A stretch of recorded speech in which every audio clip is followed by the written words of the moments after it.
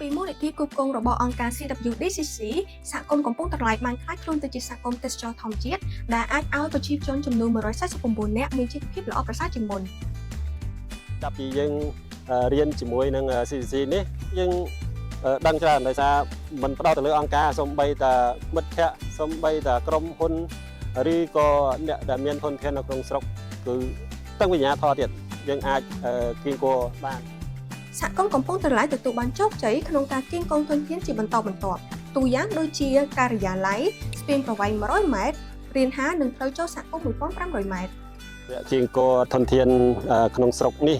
ជាផ្លូវដើរដ៏មានសារៈសំខាន់បំផុត